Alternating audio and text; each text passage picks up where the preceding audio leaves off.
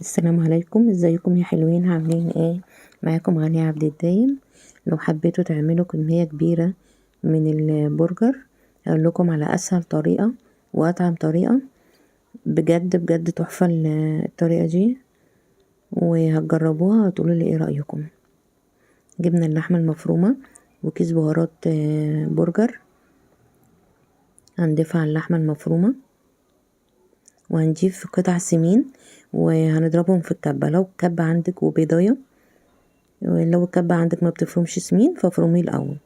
باكو بيكنج باودر، حطينا بيضاية، باكو بيكنج باودر، معلقتين نشا، معلقتين مهرمين،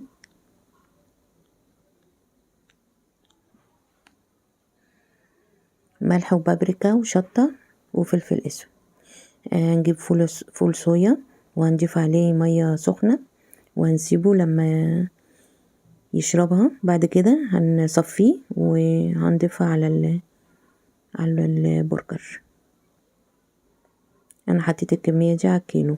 فصين توم، راس واحدة بصل، هنفرم كله وهنفرمهم تاني في الكبة. بعدين هنجيب غطا، اي غطا برطمان موجود عندك، هنحط كيس نايلون من تحت وعليه من نايلون من فوق. انا بجيب الكيس بقصها كده او في متقطع جاهز عند الراجل، وهتضغطي عليها وتخرجيها. عايزة تحتفظي بيها في الفريزر احتفظي، هترصصيها في طبق وتحتفظي بيها. انا هنا جبت عندي شواية قديمة، هوريها لكم بعد ما تتشوى. واهم حاجة وانتي بتشويها ما تضغطيش عليها بالمعلقة عشان تحتفظ بالسوائل بتاعتها من جوه، هي اللي بتخليها جوسي وطرية. لما بتفرميها تاني بعد ما بتحطي عليها البهارات وحاجتها، لما بتفرميها تاني بتحطيها على الشواية، بتستوي بسرعة عشان هي بتبقى اللحم ناعم جدا.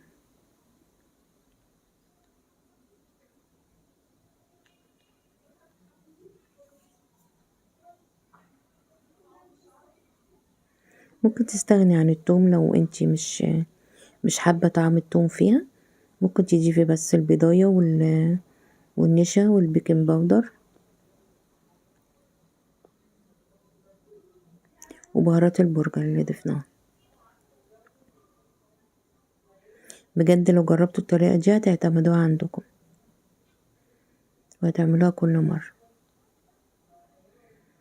طبعا احنا بنضيف عليها الزيت كده بالفرشة، بنمسح الطاسة بس وبينزل منها، لو نزل منها دهون بتاخدي منها وبتدهني الوش التاني وبتقلبيها، ما بتاخدش ثواني.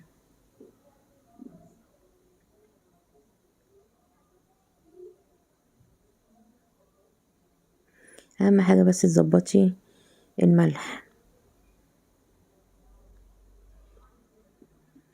اتمنى طريقتي تعجبكم وكل عام وانتم بخير.